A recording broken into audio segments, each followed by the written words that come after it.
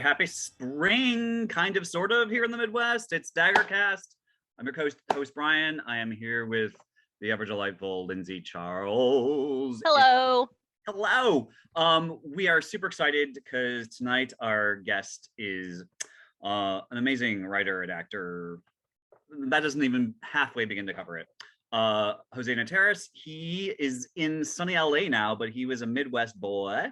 And before he left in 2019, he was voted one of the 30 under 30 by Windy City Times for all of his amazing work. And since going out to LA, he's published his first book, Testament the Novel, which is a very, very gay ghost story.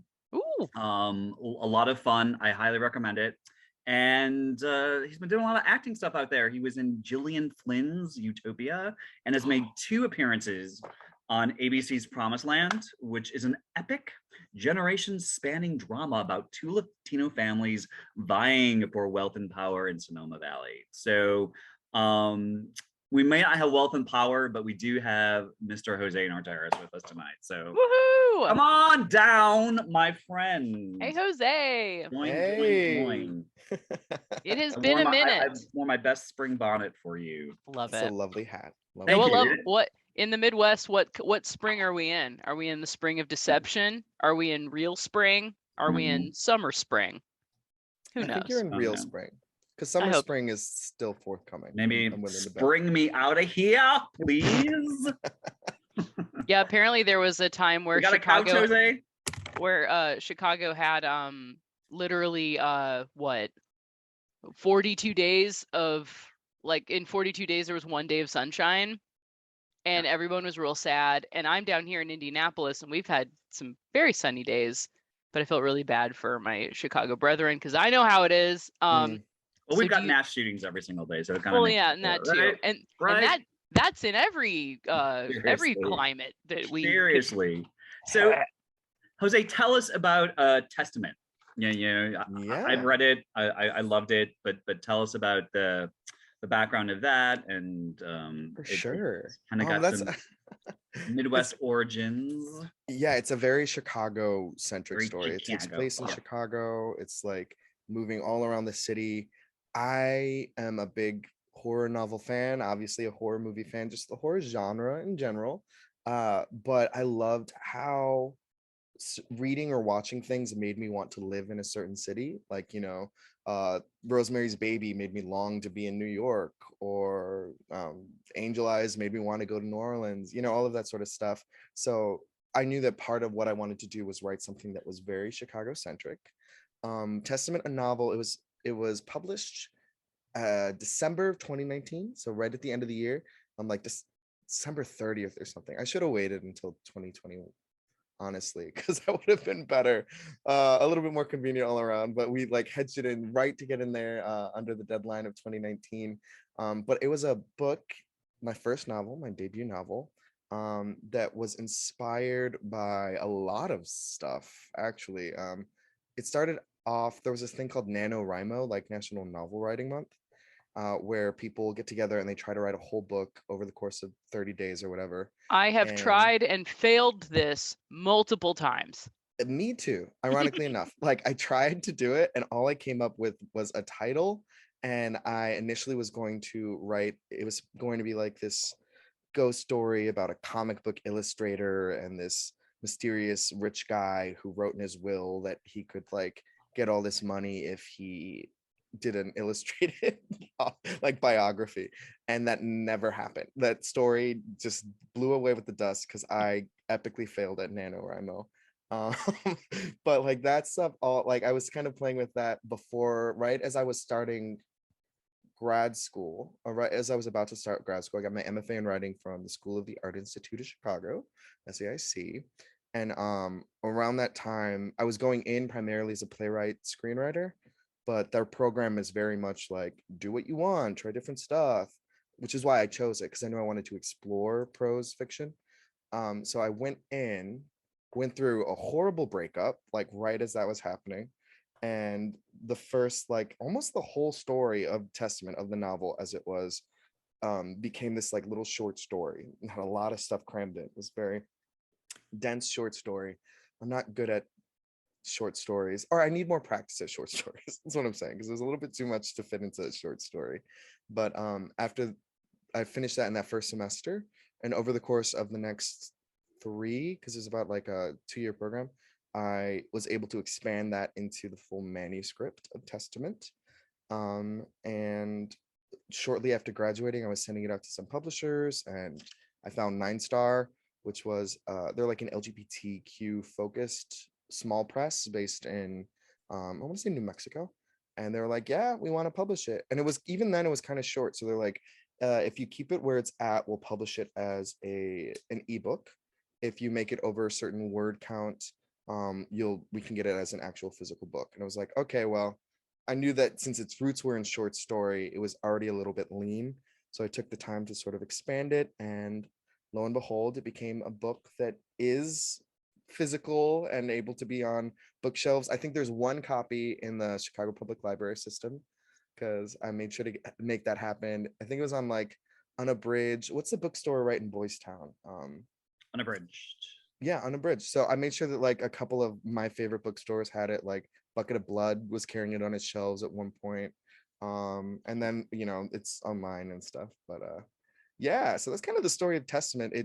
I was working at the Chicago Athletic Association Hotel downtown, which is this like old, it used to be a private men's club and then became this boutique hotel. And I was working there as a host in their fancy restaurant.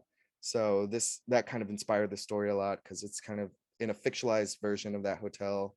A server goes on this like ghost-filled, haunt-filled journey to get his shit together and unpack toxic masculinity and racism within the queer community and what that does. Like, there's a lot of themes, but overall, I think it's a pretty lean, exciting horror novel. It gets compared to things like It Follows meets Get Out with a little bit of The Shining thrown in there. I think a little Rosemary's Baby too, honestly.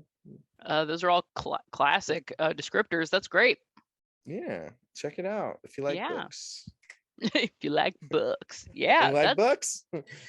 That's amazing. That's so great. When I even saw that you had released a book, I'm like, whoa, we didn't even talk about him writing anything. So that's wonderful. We will absolutely. I have not, and I will go check that out.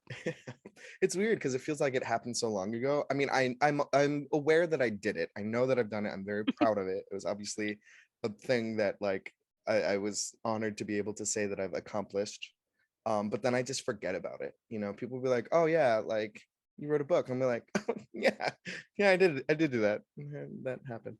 There's only a certain there's only a certain population of people who do. So that is great. And yeah, congrats. That's so great. Can you tell us where you're in California now? Mm-hmm. So do you miss Midwestern weather, and what are you doing there now? Yeah, no, I don't miss Midwestern weather. That is an easy answer. You think I would miss, like, you hear some people are like, oh, I miss the seasons. And sometimes like right around Thanksgiving or Christmas, I'm like, it might be nice to have like a little sprinkling of snow or something, but I do not miss the weather. It stays warm to hot most of the time. It does get chilly, a little overcast, but the weather here is consistent and lovely. In terms of what I'm doing here, yeah, I moved here in October of 2019, primarily to pursue my acting and writing for stage and screen career. And I've been able to do that. It's been interesting, like, because I got here about 6 months before the first wave of the pandemic just shut everything down. So about 6 months in, I was just starting to like vibe out, have my job, finances were kind of balancing out, I was settling in, and then the world shut down, and that was scary for everybody, but very weird, and just put like a lot of stuff on hold and pause, and it was kind of not what I was expecting. But then I stuck it out. I stayed out here, and things slowly started getting going again. And since I've been able to do, as Brian said, a couple episodes of Promised Land, I did an episode of Kyle Mooney has a show on Netflix that I got to do an episode of, which was bonkers and fun. I did like a little LA or California commercial, a lotto commercial that I was cut out of, but still get paid for. So that's fine. And then like on the screenwriting front, a lot of exciting stuff's been happening actually. One of my screenplays, 0 Feet Away, was included on the 2021 Blood List. And the Blood List is like the Blacklist, if you've heard of that. It's a list of the best unproduced screenplays that are like moving around Hollywood over a given year. So the Blood List is like that, but specifically for the horror genre. So in 2021, one of my screenplays made it on this list. It was one of 13 screenplays to be on this list. And then out of that 13, 2 were selected to be picked up, option developed by Village Roadshow. And mine was one of those. So awesome! yeah. So that's really exciting. I've been, I just actually did a rewrite of the script. I turned it in on Friday, but that's like a gay werewolf slasher movie. With the premise given by the title. If you're familiar with hookup apps like Grindr, the serial killer uses like the location-based app as a hunting tool, and it's also set in Chicago. It's very Chicago specific, like New Wave Coffee's the location, like they're just locations all over the city, because that's what I love. But yeah, so that's going on there, and then we are getting really, really close to having our ducks in a row to shoot a feature in Chicago. Hopefully, if everything goes right, knock on wood, this August, that would be a like a high school slasher in the Chicagoland area that we're trying to make happen. I feel like we've been like chipping away at that one for a long time, and right now it seems like things are really close to like being set. But man, all of this stuff, if you've ever seen a behind the scenes, whatever, like the movies that made us or anything, and they talk about movies and they're like, oh yeah, we got the money and then the financing and then all of this, it's true. All of it is true. Everything is hard and takes forever and then comes together at the last minute, or looks like it's not, and you won't hear from people, and my lawyer has to talk to your lawyer and my people have to talk to your people. It's all true to an infuriating degree, but then it's also really kind of exciting because that's the thing that I always wanted to do. It's like you wish for something and you're like, oh, that's what I want to do, and then you get it and you're like, oh, this is just stressful work. Like that's what I've been asking for all of this time, stress inducing work, but it's all big picture wise, it's all very exciting. Yeah. Now what, not to be a downer, but kind of you're speaking about this process, which we all know about. What is the probability of like this Village Roadshow thing going? Well, like, because you hear all the time, like I've interviewed so many writers and directors. Robert Hiltzik, who directed Sleepaway Camp, had like 10 or 15 projects that he got paid really, really good money for, but never went with the studios. So do you have any kind of idea of the probability of this getting done? And I think this is just to let people know how, as you said, difficult this is. That is a really good question. Is there cash flow for you as this process is going on, just as an industry kind of informative question? You don't have to tell us how much money you're making or whatever, but no. It's not like, a lot. Like real talk, cash flow wise, I'm still hustling. Like today I was working a lunch shift at the restaurant, right? So like it's not as glamorous as it might seem for me where I'm at. Like today, timeline wise, I've still got like a patchwork of income, very similar to what it was in Chicago. Like I'm waiting tables, I work a shift at the gym at LA Fitness. I've started doing audiobook narration, which is a cool little side gig. I do romance audiobooks under the pseudonym Oscar Reyes. So if you like steamy audio fiction, straight or gay or both? It depends. Like whatever they pay me to do, honestly. I've done a couple of books that have been like a bi threesome. So like I had to talk like I can swear, right? That's of course, yeah. So you have to talk about like fucking the dude and then fucking the woman and then together. So I've done that, and then I've done a couple of ones more recently where it's been a little bit more just like straight. It's interesting because a lot of this fiction is written primarily by women and aimed at female audiences. So it's just kind of interesting how the sexual fantasy exists in it. One of the most recent series I did was, for lack of a better term, kind of rapey, but like in a way that was obviously meant to fulfill of the fantasy of this female audience. And as a gay man doing that, it was a little bit like, oh, this is okay, this is what we're doing.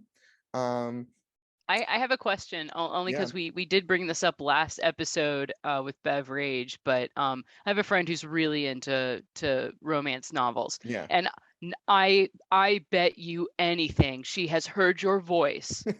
I bet you anything she rips through audiobooks, romance audiobooks like nothing, Yeah. which is great.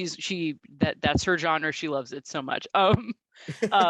But my friend Garrett has also been like reading romance novels along with her, and there have been moments where he has looked at like a gay relationship and been like, oh, this is not written by a gay person. Do you run into things like that? Okay. Definitely. Well, I mean, it's really interesting. So this is a weird Venn diagram that I feel is unique to my experience in particular, because I'm also a writer and I've also written a book. And since like my publisher is specifically LGBTQ focused, a lot of their material is romance, like LGBTQ romance, because like big picture wise, genre aside, if that is a big indicator of what your book is about, usually sex or love has to do with it somehow, some way. So like when my book was picked up, even in terms of the books being sold by the publisher, or it'll be marketed as like MLM, which means like men love men as a subgenre. Brian, I mean, you read that book. It's not a romance at all. Like if anything, it's like post-romance. Yeah, post-destructive, it's the wrist fallout slashing of it. Crying in cars with your best friend. Yeah, so like aside from being like it being gay, like as a gay man writing this book, like my book didn't have anything to do with romance, but fans of MLM fiction aren't really going to find what they're looking for in my book. But to answer your question, yes, the MLM genre is, I would say, like, I don't think it's outrageous to say at least 85 to 90% written by women or femme presenting individuals. Whether or not they're queer or straight, even that I don't know. But I think there is something interesting because of the fact, like, there's something about that for women that is, I don't want to assume too much because I've spent time thinking about why is that? Like, why is that something that women are so interested in? I feel like there is a safety there, and there's like a lack of objectification of the female body in queer romance and stuff like that. So there's a way to like enjoy the voyeurism without that secondhand feeling a certain way about your own sexuality and body being put in those situations. I just hit my mic. So that's a little bit of an assumption, but yeah, along those lines too, that stuff doesn't feel like it's written for gay men. So Interesting. it's Yeah, interesting that's cool to hear you say like it doesn't feel like it's written for gay men. That's interesting. Yeah. I should have asked my mom before this. I should have the foresight because my mom loves gay porn. Apparently. Interesting. Porn specifically. Yeah, no, she was like talking about how she likes gay porn to my friend who loves romance novels because she also likes gay porn, and I'm just like, okay, great. That's interesting. Everybody views it in a different way, and yeah, I agree. Maybe there is like a safety, but yeah, that's a question I want to ask now. Yeah, I mean, it's interesting because I know obviously straight men there's a whole subgenre of just like lesbian porn for straight men. So I think there is a pleasure there, but even I feel like the majority of lesbian porn in quotation marks is aimed at straight male pleasure. Like it's made for men's viewing. Whereas I feel like gay porn is typically made for gay men's eyes. So there's something really interesting about the fact that like presumably straight women are still finding pleasure in watching that. Not a new phenomenon.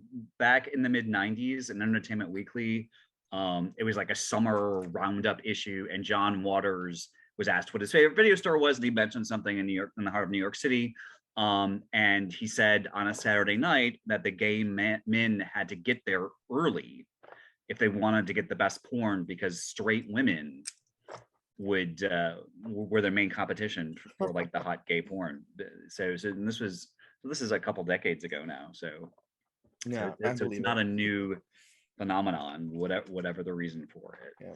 So and then, and not to dodge your question, to tie back to the possibility or the probability that 0 Feet Away is going to get made, I think it's a little bit higher than it might be in some cases. Awesome. Mainly because this is the first time that the Blood List is actively partnering with Village Roadshow to get these movies made. Nice. Statistically speaking, a number of the scripts included on the Blood List tend to get made. So I think Black Swan was on the Blood List at one point. Like, there's a pretty good track record of Blood List films ending up getting made. To what success rate or to what wide market availability, it's a little here or there, but things have been getting made from this list. So the fact that this is the first year where publicly Village Roadshow is optioning 2 of those directly, and from a producing model, Village Roadshow is able to make things in-house a little bit. They don't have to then go, normally like there's a purchase option agreement, a producer buys a script, and then they have about a year to go and sell it to financiers, to find people that will give them the money to make it. Village Roadshow doesn't really have to do that second step because they have the infrastructure within their company to just make it. So again, knock on wood, hypothetically, it'll get made. Nice. You know, my fingers are crossed. I'm rooting for it. Again, everything in Hollywood you have to take with a grain of salt. It's so weird because you see stuff getting made. You like, it's so close. Like, it's so close, but then numerically, statistically, realistically, anything getting made is hard. Being out here more than anything has made me appreciate so much all of the work that goes into making movies. Even like the shittiest movie you've ever seen people have like spent years and time and energy and stress and blood and sweat and tears and money to get that thing made. And nothing aside from being out here. I mean, I've always knew that. Some part of my brain was always aware of that. But going through that process myself as a filmmaker now and trying to get that other project that I mentioned, Departing Seniors, made, it's like you hear it. Oh yeah, we've been trying to get this movie made for years, and then you live it, and it's like, nope, that's really years. Like, the first Departing Seniors script was written in 2015. I first started working with my producing partner on it in earnest in probably like 2016, 2017.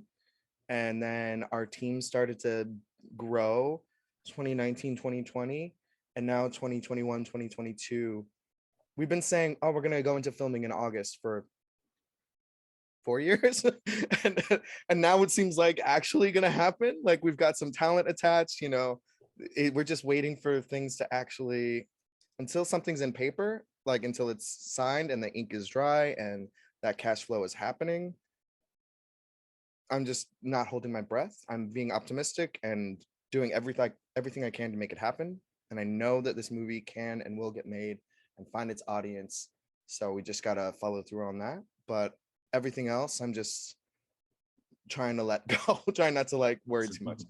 0 Feet Away is chill because like I wrote it. They're gonna tell me what to change if they want rewrites, and then that's out of my hands. Departing Seniors, since I'm also a producer on it, I'm one of the people that is sending emails, answering questions, and I'm like, whoa, people are looking to me for things, which is great. This is wonderful. I mean, no, your optimism is so like, it's so contagious. It's very like you are like, you obviously belong there. Like, you're in the right spot. I have a lot of friends. I have a friend that just graduated film school in LA. She is so excited, but she's also like, this is work. Like, this is hard. Yeah. And she's done everything. Like, she's tried law school. She's done a bunch of other different careers. And finally she like stuck with film, and I've never seen her so optimistic, which is great. And I think you need You need those people. You need people who are going to work those hours, who are going to wait that long, and you need them to just stay optimistic. So this, yeah, I'm so excited. I really, and not to like assume that things are going to happen, but I really feel like I'm watching something happen. So this is really cool. Well, optimism is a good thing because there are queer indie crazy films getting made like Titane. Aha! A film we all watched, so we could discuss. So so maybe a group of 3 film buffs will be talking about 0 Feet Away soon. Hey. On a podcast such as this, like the way that we are going to be talking about the very queer, very strange French film. Yeah, I would like. I'd like to say that I wanted to see this movie because Caleb Bates brought it up at our when we did our interview with them. So I was like, it was already on my list, and now it's here, and I finally got to check it off my list. I thought it was a ride. Yeah. Quite a ride. It was a great way to put it. I didn't know that it was directed by a woman. Mm-hmm. I also didn't know that the actress, the main character, she's never been in a feature-length film. She's a feminist. Yeah, she's just like a yeah, she does like a almost like kind of like a socio-culture thing, which I'm just like, what awesome. But I just watching her, she was the only thing on the screen every time, even when she was trying to look like a man. I was a bit distracted by Hat Daddy firemen running around. There were some hot firemen. There were some. I noticed the hot firemen. There were some beef boys. Yes, there was. So hot thank you, French Vincent firemen. Linden. Oh yeah. Who is Daddy Fireman? Yeah, I really loved. I don't know, knowing that this was written by or written and directed by a woman. Mm-hmm. So much more of it made sense to me. I like the whole my husband was watching it, and he kept, so there's like that part where she's getting pregnant, right? Yeah. And then she's just like ace bandaging it in, like, yeah. And Ryan was like, I don't get that. That seems unrealistic to me. And then I was like, oh no. And then I was like I remember when I was pregnant back in 2019, a lot of women were showing me videos of women who could just suck their babies into their bodies. And literally we were watching it like it was body horror. Like, yeah. Women can do, like, if you've got the core and you got the abs, apparently it's okay. My doctor was like, I wouldn't advise you to do that. But women can do it, and they would do it all over the goddamn internet because they're like, look what I can do. And you would just be like, oh, like, where'd your baby go? So I thought that was really interesting. It was an interesting thing to do, and I almost wish that they would have done that instead of the ace bandage, which I'm like, I'm sorry, that's not gonna hold your baby. Because then she'd come out and it would just be like nothing, like, like, yeah, like, yeah. What baby? Believability on the exactly baby hiding. But she got fucked by a car. It was a aluminum auto baby, so who knows? Are there any rules with that kind of baby? I guess you're right. I guess you're right. I'm really excited. I don't know. I personally don't know. You know, obviously. I was excited to talk to you, Lindsay, in particular, because I remember back in 2019, I think we did the Fly Honey show together while you were like pretty far along. Yeah. So watching this movie, being like, especially knowing that body horror is always interesting to me. It's not necessarily the first thing I'm drawn to, but stuff that is rooted in specific experiences, like the female experience of body horror that is very real in terms of pregnancy. The experience of pregnancy was something that, like, oh, I want to hear about this from somebody who's gone through that. Oh yeah. No, I mean, like, the whole time I was pregnant, like, I would freak everyone out with weird little factoids. Like when I showed Ryan a video of how my abs were going to separate. He was like, excuse me? Like, he had no idea. Like, I was like, yep, they literally go beep, beep. Like, And I'm like, I've been telling him, I'm like, oh, I'm having trouble because I have like a finger widths apart now. Like they won't go back together. I have to like really work on it. So that's like a funny thing to be like, wow, when like the accounting lady at my work was like, oh, my feet grew 2 sizes. Yeah. And never grew back. And I'm like, oh no, she's like, I had to throw away all my shoes. And I'm like, oh my God. Like, but that was such a weird like thing that you hear and you're just like, yeah, that happens. But when you actually like experience it, it's like a horror movie. It's just watching your feet grow 2 sizes. And also like I was freaking out all the fly honeys when they were like, oh my God, Lindsay, your baby, like, and they were like so cute and sweet about it. But I would tell them, I'm like, hey guys, I just found out today on my app about my baby that she has all of the eggs that she'll ever have. She already has a developed set of ovaries and all of the eggs. And everyone was like, ooh. And one woman looked at me and was like, it's like you're carrying your grandchildren. And I was like, literally. And that was, yeah. And again, it's just like one of those things where you hear that and you're like, that's weird. That's weird stuff. But like, it's literally every single human is made this way. And even Ryan was like, you know, in the operate, like in the room where I'm delivering this baby, Ryan's like, we all do this. Like everyone is birthed like this. And you're just looking at all of these fluids and blood just all over the place. And I had a normal birth. Yeah. And it was crazy. Like the amount of blood and fluids that we were seeing was fully shocking. So when she started to like seep like oil out of her tits, the oil, I was like, oh no. Also, the sex in that car looked great. So the sex in the car, especially because, you know, I've been tracking this movie coming out for a long time, and the trailer was a little bit ambiguous. And then once it came out, especially in like my film going friend circle, that was the selling point of the movie to a certain extent. Everybody was like, she fucks a car. She fucks a car. And then I watched the car fucking scene and I was like, I was expecting it.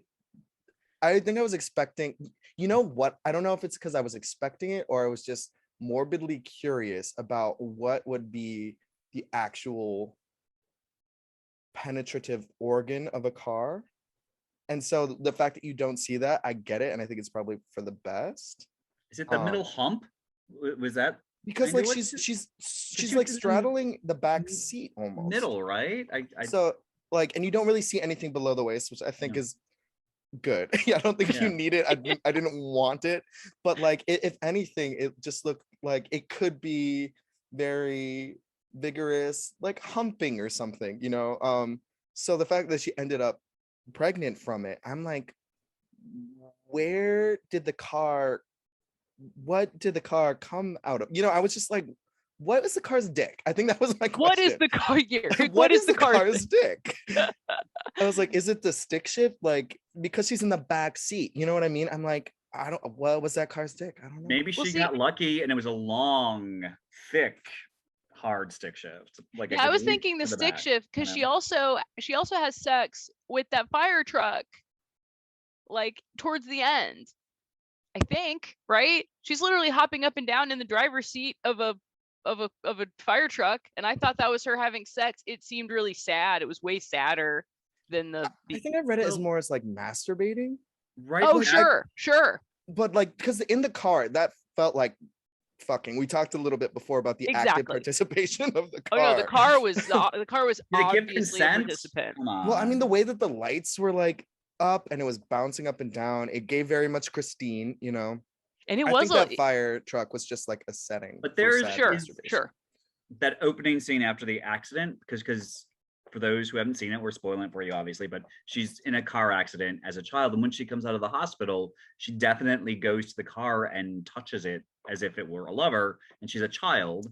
It's such a strange movie that goes on so many, it almost feels like it's going to be a female serial killer film, and then it turns into a runaway thing and mistaken identity and you know, kind of gender masquerading. You know, she winds up in a firehouse with a bunch of, you know, hot fire people, as we have talked about previously. And also it's like someone's son. It's such a strange film.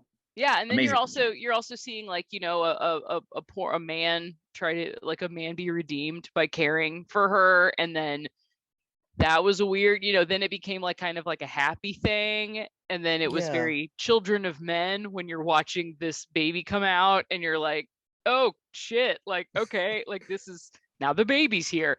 But like, you're right, it was a bit of a genre bend in the sense where you didn't know where it was going. I thought it was going one way and it would just go meow.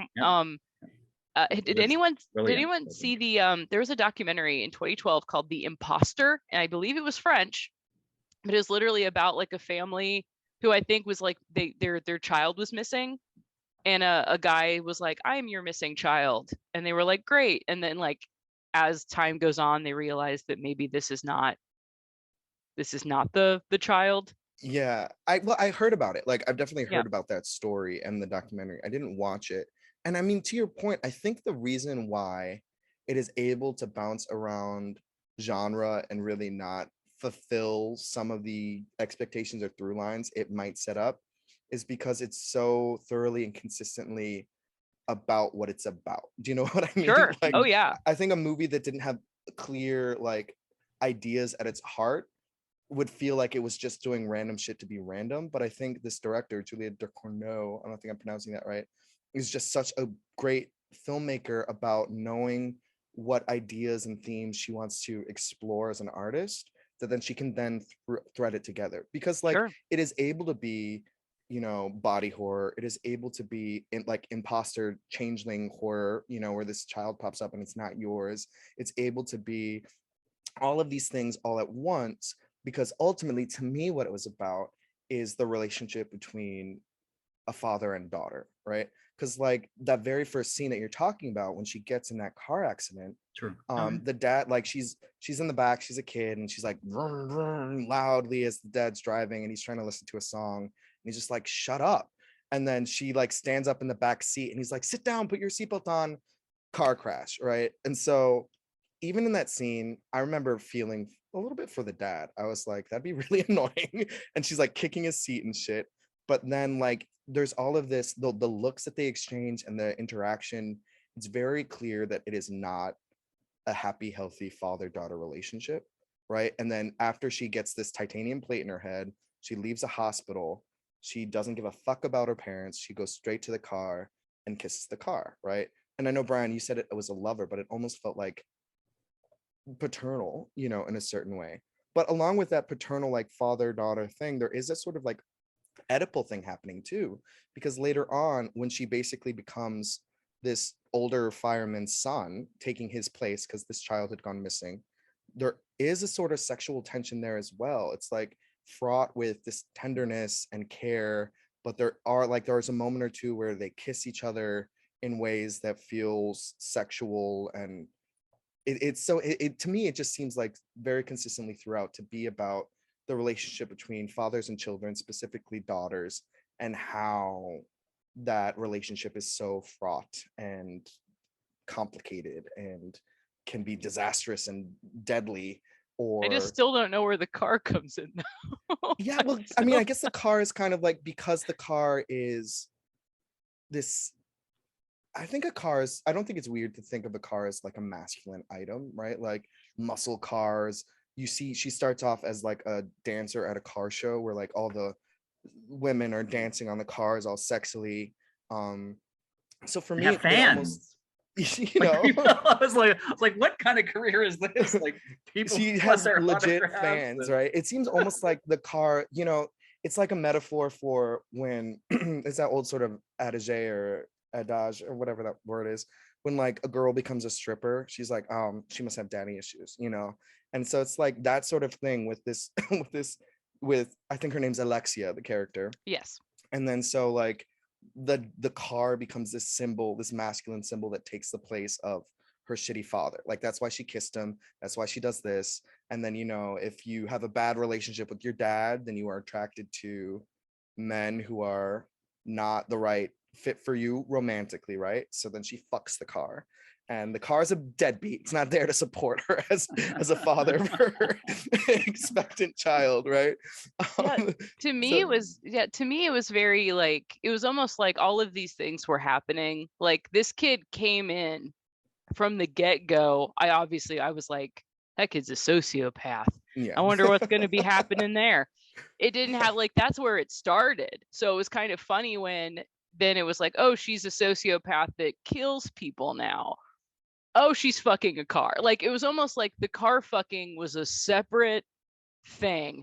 Yeah. Like it was so funny because to me it was like a coming of age story, but also she had sex with a car. We are in a world where that's an option. I also found it very interesting that she immediately went to that other model girl because of her metal nipple, and all she could do was like bite on it. Like she was just like, I want this part, and she even says something like, wow, is this your first time with a girl? Like you can go down. And she was like, fascinating. Because you're so right, but I completely missed that. But you're 100% right. It's crazy, but yeah. So it was almost like, was she just? Then it was like almost like she killed with something made of metal. Like she killed with that hairpin that was like obviously just full heavy metal. So I wondered if she just had like some weird fixation with metal, and that was kind of what started it, and that's why like when a car. I love how the car like approached her too. It was literally like bam, bam. Like he was obviously like running into the door, and he was like, "Get out here, girl." She was like, "Here I come." Like it was it was obviously a proposition. Like that car wasn't doing anything but saying, "Get in the seat now." Like it was, drive me hard. Yeah, like yeah, it's very interesting. I think. Yeah, I almost was like, as I was scared, much like Brian, I think was scared because you're not a serial killer guy, and I understand. I was scared it was just going to be like, oh, great, yeah, she's a sociopath, so now she's a murderer, now she gets to murder people, and to me that was an old tired ass trope. Yep. But there was a car in it, and then suddenly it was like, meow, like, I'm going to be this missing boy. Yeah. Well, I mean, I think like I think that's what is clever about the movie is that it uses those sort of tired expectations to get you somewhere very new, right? Like the serial killer stuff just kind of sets up the fact that this woman is on the run. And it's interesting to me because like I feel like very often, especially in cinema, when you have women on the run in quotation marks as like a theme, they're running from an abusive ex-boyfriend, they're running from the father of the baby, they're running from something where they're like in peril, they're imperiled. But here you have this female character that is like on the run because she has made bad choices. She's very much the person in charge of that fate. And then it's almost like that sort of puzzle. You see her figuring out, like she sees the missing kid poster, you see it aged up 27 years, and that scene when she's like in the washroom, she cuts off her hair and then she like has to break her nose. Oh, that was a trip, dude, especially because like I had this moment, I was like, would I be able to break my own nose like that? I was like, if I was a spy or if I was on the run, could I do that? And I was like, I don't know. That is oof. I had a physical reaction to it, like, and that's when I knew I was like, this fucking rules. Because one of my favorite Italian horror films is Profondo Rosso, Deep Red. Deep Red. And there is a scene, one of the first or second kills is when a man gets like his head just in the like on the corner of a mantle. And I remember just screaming because I was like, just the option of that. Also, watching my child be anywhere near the corner of a thing makes me so upset. So watching her like try to take her own nose out with the sink was, I was like, I literally was like, huh. Yeah, I mean it's like an interesting movie, man, and like the fact that the only violence that occurs are acts of violence that she initiates. We don't really see. There's like when she's in that one house with all the people, you see some violence sex party. on women. What bothered me at first was that you kind of didn't know where she was at a lot. It took you a while to figure things out, but then I loved it. I mean, I love that. So I was like, are these people just having, did she like, it's like an orgy, like where people, but that's what I assumed it was. Like people are wandering out of rooms half naked. And I thought it was just their like house. I thought they, okay, like I assumed they were like having a good time. Like it's France. It's very French. It's like don't mean to pigeonhole France here, but like beyond that, hanging out naked in their house in France because everyone was fucking naked in that house that she killed. From that French perspective, I remember like in undergrad I studied film, and I took a French New Wave course, and they did the thing where it's very kind of disjointed, the editing, you don't really know where you are, kind of jumps around. But there was also this big trend of casting actors who are not actors to like be the lead. And I know, Lindsay, you had mentioned that this was the lead actor's like first feature. Yeah. So like around the bend, very French, just like French overall. Yeah. I'm sorry, Lindsay, go ahead. No, yeah, go ahead. What was the father? Were those steroids? The firemen. They were. Yeah. But I thought that's what it was. But do steroids actually make you pass out like you've just injected heroin? I mean, he literally went into like a nod, basically, like in the bathroom. So that's what I kind of like was saying. Like you never quite knew what was up, which was discerning at first, but then I kind of really got into it and I loved it. But I was like, seriously? Like I've known dudes who have taken steroids and like I've never heard them talk about how it like nods you out and knocks you out for I mean, he was taking, it seemed like he was taking way more, and it also seemed like he had like maybe of a tolerance of some kind. But yeah, I loved when he was taking it the first time we watched him take it, and he's just like doing the pull-ups and just screaming. Yeah, like, I can't do it. And he's just like, come on, like he's so mad at himself. Well, I think that's really interesting because like she asks, are you sick? She doesn't know what's going on either. And then he's like, no, I'm just old. And this idea of like this, because he's a very hyper masculine dude, he's like jacked. Very jacked. Hard daddy vibes, he was like hot. And he was like, no, I'm just getting old. And then you see him compared with these young, hot firefighters.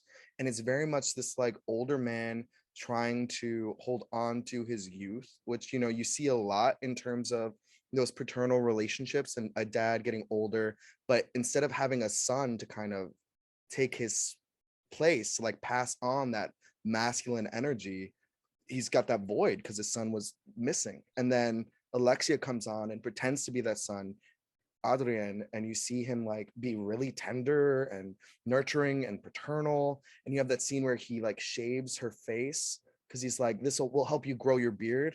And it was just like, and then later you can see there's a little bit. I was like, that's detail right there. That was awesome. Yeah. So it was really interesting to me the way, especially because like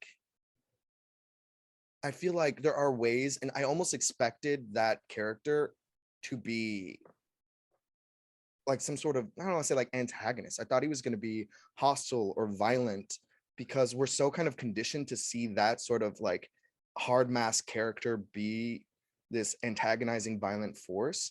Yeah, and he was the opposite of that. Absolutely. I completely agree with that. And it was like the way he brought her in was very like, no one will hurt you, but like almost being like be you're also my prisoner. And so I was ready for that, and that was what I was assuming.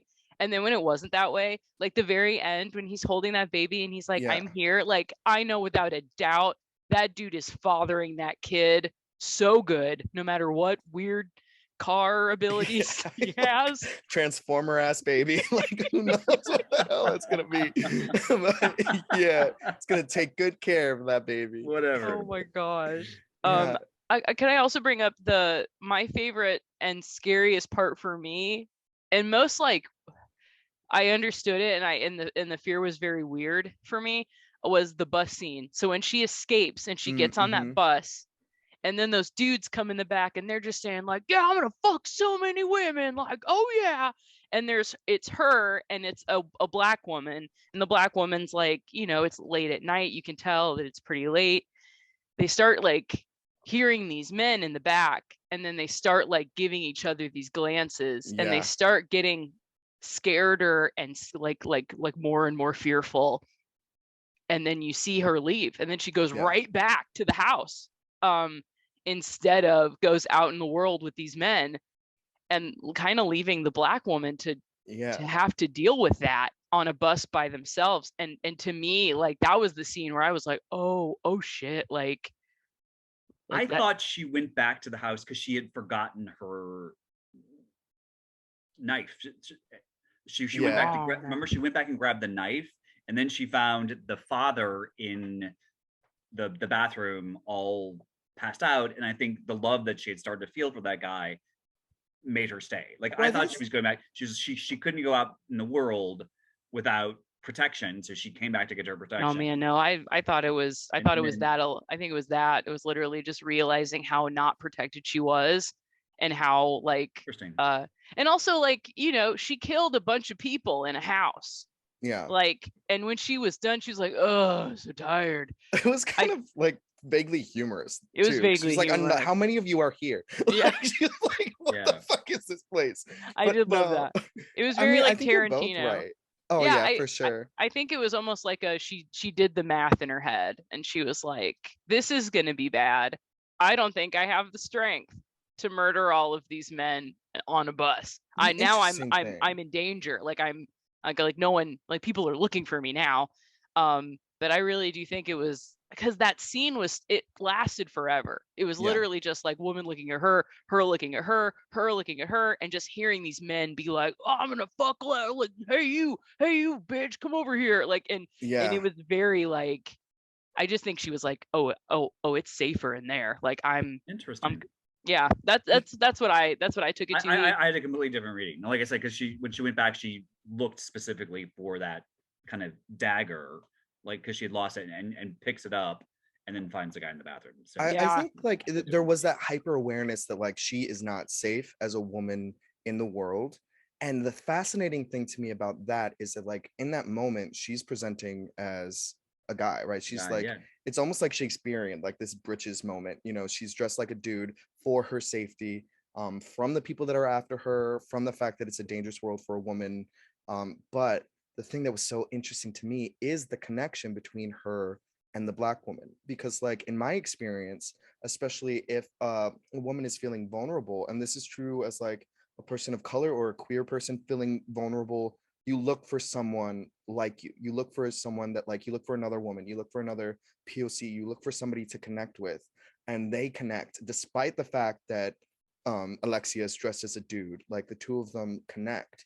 And when you have those guys yelling like, hey bitch, come over here, I'm talking to you, you don't really know who they're talking to. Like, it's kind of unclear if they're talking to Alexia in drag, or if they're talking at this young Black woman who's just, like, buying groceries, right? And so I do feel you're right, Lindsay. There is a sort of awareness where she's like, this is not safe for me. And I think that ties to what Brian is saying, especially without that, you know, phallic long symbol of protection. She's not safe here. And what does she do? She leaves that woman there. You know? And that, to me, I was like, you just left her? Like, I was a little bit like, that's me too. I get it. Like, it makes sense for her character and where she's at. But at the same time, I'm like, dude, you just left that girl alone. Exactly. That's well, obviously, I guess it's been established she doesn't really, you know, how many women and has she herself killed at that point? At least 3. Yeah, you know. So and her parents. Yeah, I completely forgot about that. She burned like, down that house.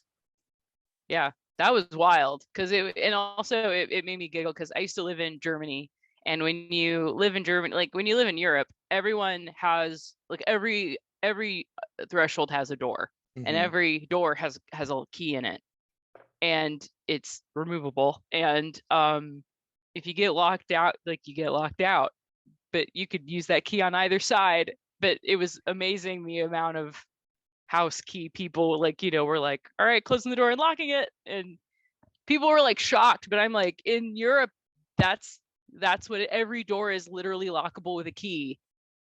So it was just very interesting to me to be like, why are you reacting so weird to that? That's Europe. Like, the dad, like, wakes up and sees her do it. In my mind, I put myself in his position. having raised this child for 27 years, and I just know he was like, I knew this was coming. Like, I Yeah. fucking saw this coming.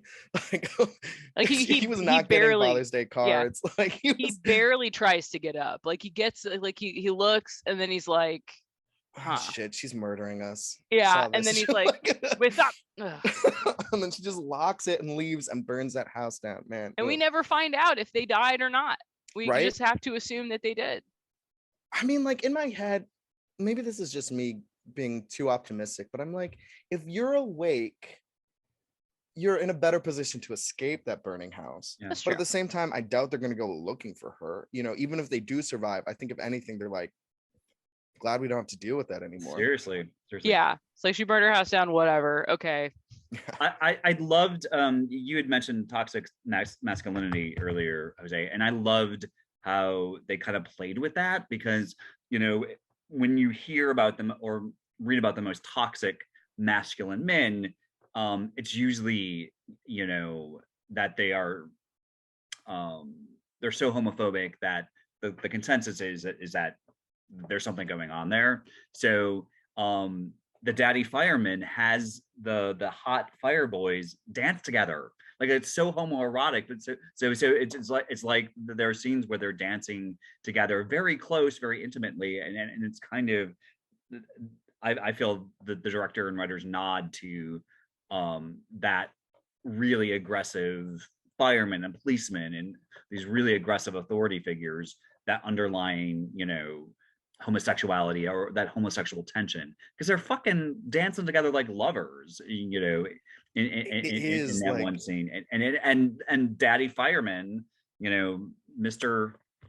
putting steroids up his butt fireman, you know, there was something about those dance scenes too, because like, to me, you're right, to me that was something that I could see in like a gay club, just the way they were moving their bodies. Yeah, but it was something where I was like, is that just European? Like, I was like, is that just French men dancing? Because it was something I wasn't sure, because I do felt like I could feel the way, you know, to use that film school terminology, like the eye, the male gaze.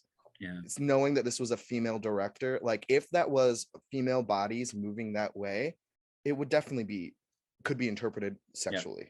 Right. Well, and also maybe it was also like you know how like firemen, they all have to live together. They all have to like, or you know, like medics or stuff. It's usually men, and they're usually like in close quarters with each other, and they have to trust each other, almost like, you know, your boys in the military or whatever. Yeah. Like, there is kind of like an unspoken like camaraderie or like closeness that you have to be with those people, because they have to have your back to save your life.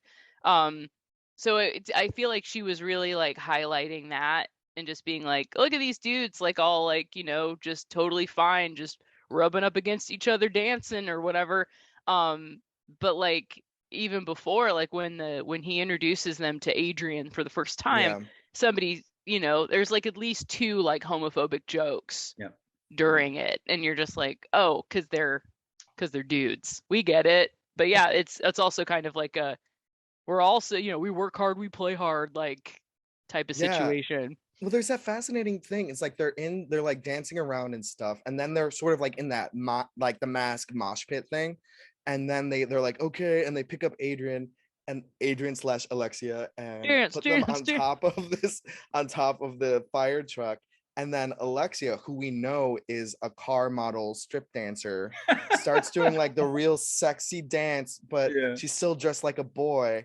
And you just see all of the guys being like, what the fuck? Like, there's the one hot shirtless dude who just kind of like looks away. It's like a meme almost. He's like the weird monkey puppet meme that's just like side eyeing, because everybody just falls silent, and Alexia is just fucking like grooving out, doing the spread legs and the cheek tapping, not almost like fuck. What? Like, this is what you guys were doing, right? It was really, I think it was so interesting, because like, what were they expecting? You know, I think they were expecting like an awkward straight boy to because like it's set up that they're gonna do a sexy dance, right? That's like the premise there. You don't put someone on a truck to just watch them jump around and fist bump, you know, like they have to do something. And like, I think masked hetero dudes find it funny when somebody is being a little bit sexual, when like another dude is being like, you know, they'll give each other lap dances, no homo, right? And so then to have somebody do that, and then like, no, unironically, no jokes, sexual, I am sexualizing myself, and they're like, guys, don't do that normally. You know, the reaction. And then you see the dad come in. At this point, he already knows that Alexia is Alexia, or at least he knows that it's not his son. He knows that it's a woman who's pregnant, but he's like, you're my son no matter what. And that was a moment where I felt there was a lot of tension. I was like, how is he going to react? You know, because in the space, you know, everybody's kind of looking at him like he's crazy for taking this new Adrian in and being like, it's my son. And everybody's like, dude, that's not your son. Yeah. And he's like, I don't care. He is. And so I was like, is he going to be angry because like Alexia made it very clear that this is probably not a boy, you know? Yeah. And then his reaction was just like, I'm trying to remember. I think he was just like, oh God, like he was a little embarrassed, but it wasn't aggro. It wasn't anything. It could have been so many different things. It was like he looked and then he just walked away. That was literally what the reaction was. He looked and then he walked away. And it was like, I too was like, what does that mean? Yeah. Like, so yeah, it was very interesting. But I also feel like what I liked about it was a very imperfect relationship. Like this dude was obviously had his own fucked up issues, but at heart, even his ex-wife who comes in is like, I don't know who you are and I don't really care, but you better treat him good. Like it was like, it was like one of those things where it was like, oh, so he's obviously just a good man, but there's just all these layers, like lost his son, thinks he needs to stay like buff and young, super screwed up, like, and for this to be thrown at him, he almost takes it with such gentle hands that you're like, wait a minute, you look like a man who would freak the fuck out and beat someone up if you found out that they were not your son and a pregnant woman. Not only just not your son, but also a pregnant woman, right? Like, but that doesn't happen. And I mean, I think that's what's so interesting about it too. Have you seen Julia Ducournau's other film, Raw? No, I haven't. That's on my list. Raw is so good. I think I like Raw better. Okay. Raw is a little bit less abstract, I guess, but kind of functions in a similar way. But there's something really interesting that happens in Raw. Not to spoil it because you need to watch it. Yes, but I know kind of the premise, but yeah, just like the ultimate. It's like maybe the final scene in that movie. I'm not going to spoil it, but just the way in which the father figure in that family is presented, like as a husband and father to the women in the family in Raw, like the ultimate reveal of who he is as a man. Ooh. Is really interesting to me. And I mean that not like who he is as a man, but like I feel like who you are as a person is revealed through your relationships. Yes. And in Julia Ducournau's movies that I've seen, which are these two, her relationships between men and women, and let alone women and other women, is always really interesting and surprising and never presented in ways that feel stereotypical or that we've seen before. Which is great. Yeah. It's really interesting. Things not being stereotypical and being presented in ways we've never seen before. Jose, tell us how people can stay in touch with you. Wait a minute. Are we there? We are there. Yep. What? Yep, I didn't see anything. Yep. So, can I please throw one thing in? Just one last thing about Titane. I want to note that this won the Palme d'Or at Cannes. We are seeing a moment in the Cannes Film Festival that is kind of weird. This year we have David Cronenberg, Crimes of the Future, which already he has been like, people are going to walk out, people are going to be sick to their stomachs. This was the movie last year that everyone walked out of and was sick to their stomachs because of just the weirdness all over. I think that we are seeing Cannes be an art horror platform. There was a Woody Allen movie apparently that people squealed and like did an 8-minute standing ovation, and a bunch of people like vomited and pooped on a boat. In that movie? Yeah, in the movie, like it's called, I forget what it's called, like it's called like, I forget what it's called, something of sadness or something. But Woody Allen plays like a captain. Hey, Caitlin here, just popping in real quick to say, Lindsay meant to say Woody Harrelson, not Woody Allen. Fuck that guy. And to me, it's just important to bring up that, like, I think the Cannes Film Festival is not just being this thing where it's like a vehicle for movie stars of all kinds. It's literally like showing us the weird shit, and it's showing us the non-stereotypical stuff, and I can't wait. I just can't wait. Yeah. So okay, I'm sorry. I really just wanted to throw that out there because I think we're gonna see more of it, and I'm excited to see. We're gonna have to do Cronenberg at some point because boy, I love that boy. But yes, Jose, tell us what's going on. What's going on in the future? Yeah. I mean, I think I talked about some of the stuff that is in development in media res and on its way. But in terms of just keeping up with me, I mean, I'm on the social media stuff. So my Instagram is at jlorca13. It's mostly just pictures. Like I usually post pictures from when I'm on set and things like that when I can. Oftentimes it'll be a picture of an album I just got in the mail or new headshots or whatever the hell. I'm active on Twitter as well, and that's just at Jose Nateras. I've got a Facebook, and Oscar Reyes, my pseudonym for audiobook narration, does have a Facebook page. I should make social medias for that, but I haven't yet. I will have my friend follow you immediately. So yeah, like it's a trip. It's fun. It's cool. Well, we're keeping all good thoughts and feelings going for 0 Feet Away and everything else you've got going, my man. Thank you so much for being here. Check out Testament, folks. Go back and watch Promised Land on Hulu and all that kind of great stuff. And I'm in 2 episodes. Promised Land was great. It was canceled, so it's done. Was it canceled? Oh yeah, it got canceled. They moved it from ABC to Hulu like mid-season, and then just kind of like. Well, that's too bad. That's too bad. Because it was very representative. Yeah. In one episode I played dark-skinned worker, and in another episode I played striker number 1. Were they the same person or were they different people? They were the same person, but they didn't. But they were also. I don't know. Like it would have been so easy to just call him, like give him a name and just keep it at that. But what can I say? I do whatever they. No, that sounds bad. I was like, I do whatever they pay me to do. But I know what you mean. Like, it's cool. I have a line. I'm on TV. That's what I moved to LA for. Let's just get to a point where it's more than that. But Promised Land, if you love vineyards, give it a shot. If not. Well, thank you so much, Jose. I feel so much more positive and optimistic than I did when we started, so I appreciate that as well. I'm glad. Thank you all. This was amazing. Love joining you.